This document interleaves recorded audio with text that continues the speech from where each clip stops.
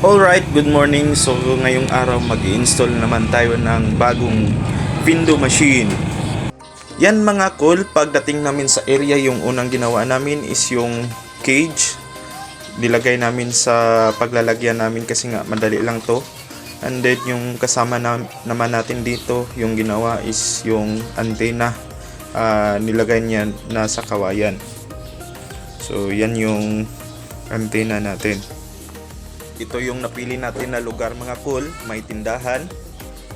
So yan, kapag may bumibili dito, makikita agad yung window natin. So ito yung mga bahay sa paligid. Yan. Tapos dyan sa likuran, may mga bahay din dyan. So kaya natin yang kunin. Right. Tapos din namin yung pag-install ng aming window machine.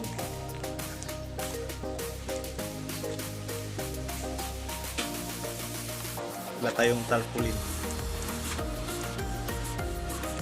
Ito yung mga rails. Yan yung antena natin mga cool, napakataas ng kawayan. So naubos yung cable niya. So walang labis, walang kulang. Tapos yung signal naman dito umaabot ng 4 bars. Tapos ito yung tindahan naman. Yan, natapos na namin yung installation namin mga cool. So pauwi na kami.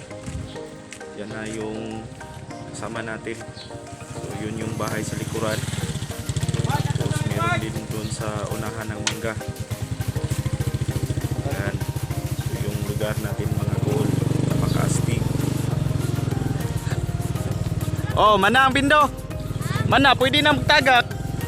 Tanaw sa atong YouTube channel. Coles TV.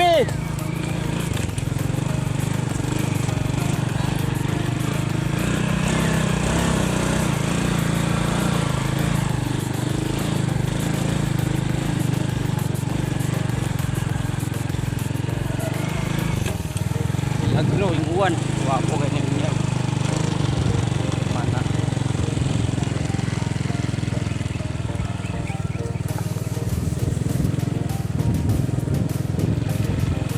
Kini ay layo na. Kinira diri ho. Palon lang na wifi dito sulod. Layo na kani sila musulod pa dito.